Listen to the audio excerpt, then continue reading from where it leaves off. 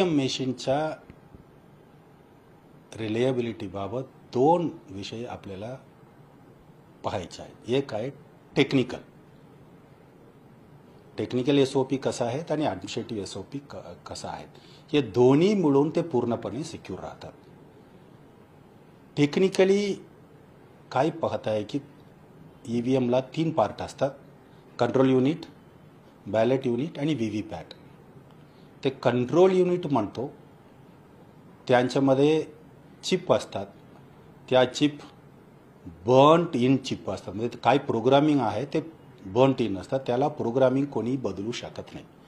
ते control unit काय करतात की प्रत्येक कॅन्डिडेटला किती मत मिळाले एवढं स्टोअर करतात. बाकी काही करता येत नाही. आणि त्याला कॅन्डिडेट 1, 2, 3 असंच नंबरच माहीत आहे.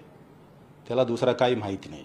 म्हणजे बॅलेट युनिटला 1 नंबरचा बटन किती वेळ प्रेस केले, दुसरा नंबरचा बटन किती वेळ प्रेस केले, फक्त हिट्स किती आहे एवढं रेकॉर्ड करण्यासाठी प्रोग्रामिंग त्यांच्यामध्ये आहे. बाकी काही करू शकत नाही.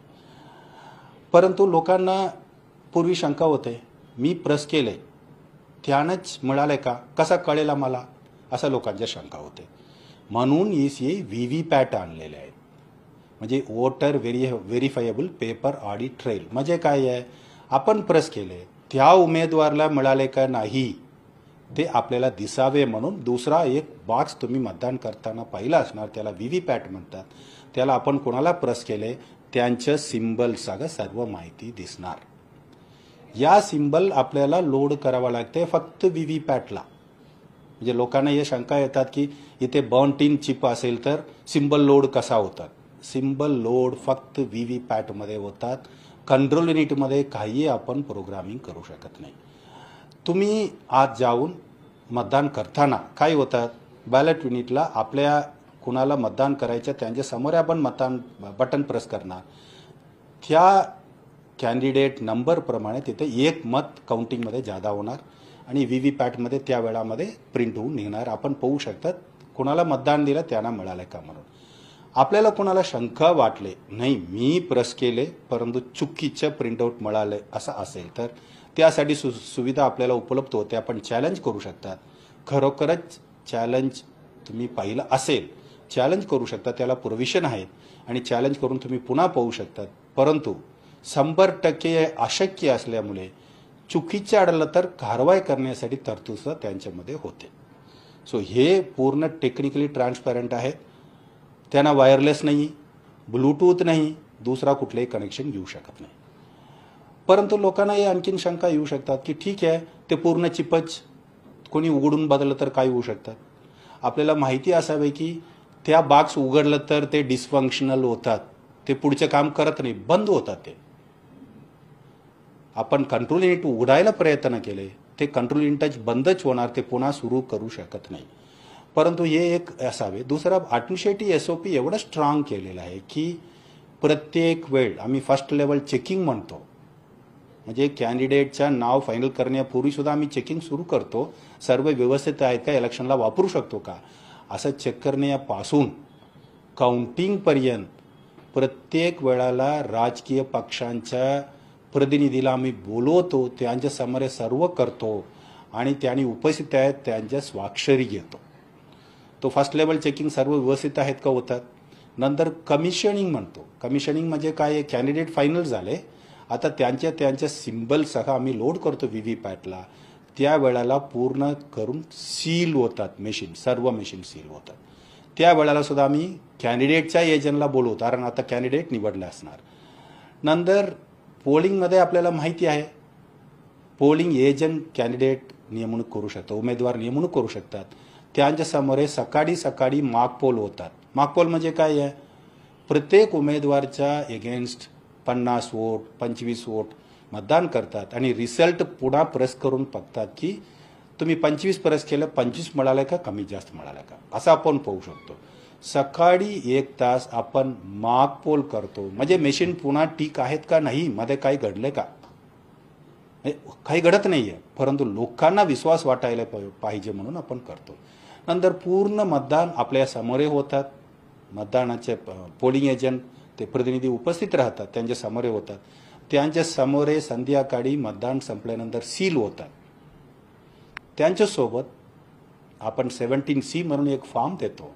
त्यांच्यामध्ये आजपर्यंत किती मतदान पडले एवढंच आपण देऊ शकतो, ते देतो.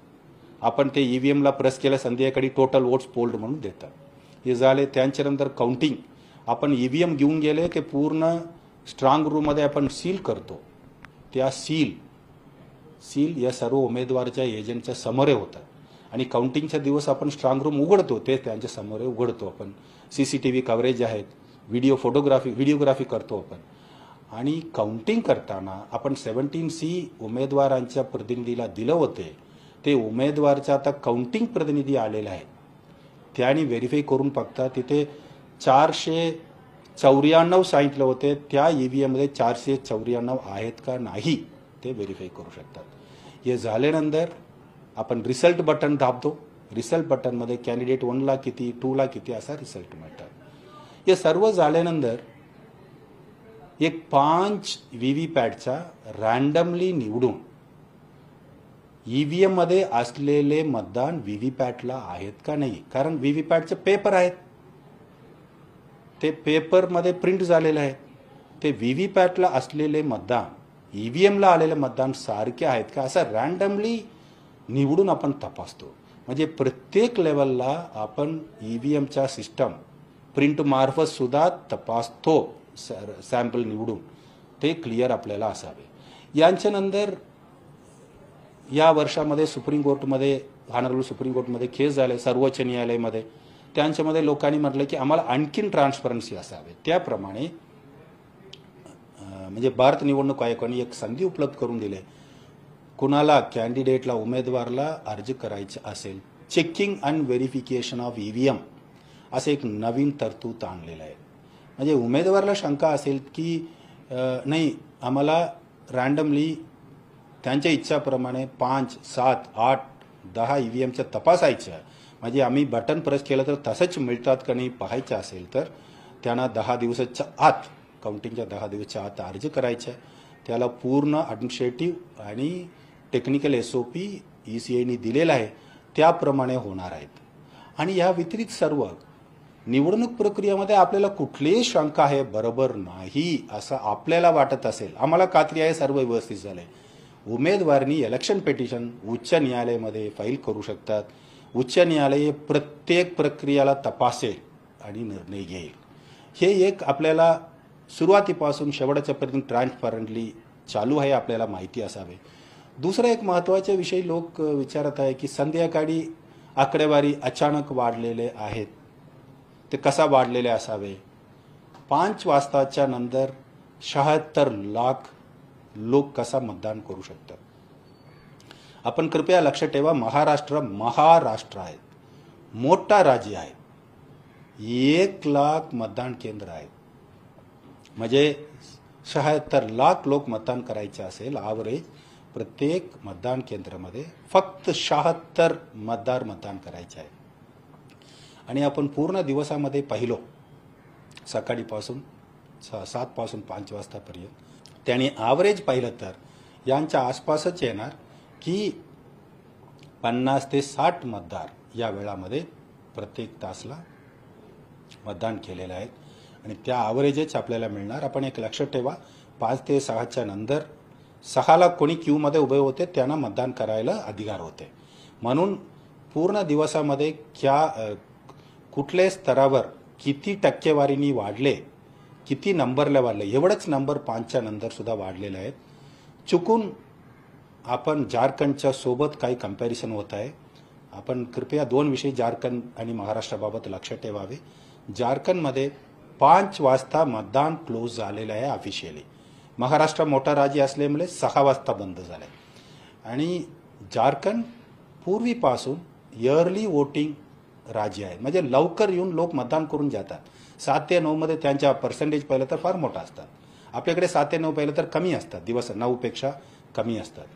आणि आपण थोडा अर्बनाइज्ड जास्त आहेत, त्यांच्यामुळे संध्याकाळी येणारे लोक जास्त आहेत. म्हणजे हे आज म्हणून नाहीये, 2019च्या आपण असेंब्ली इलेक्शन सुद्धा काढून पाहिलं या धर्तीवरच आहेत.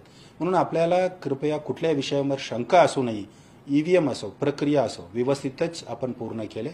तिसरा विषय, लोकांच्या मनामध्ये शंका येतात की मतदार यादीमध्ये काही प्रॉब्लेम आहेत का. मतदार यादीबाबत मी आपल्याला क्लिअर करू शकतो, प्रत्येक अर्ज 7 दिवस कुणालाही आक्षेप घेण्यासाठी नोटीस पिरियडमध्ये ठेवण्यात येते.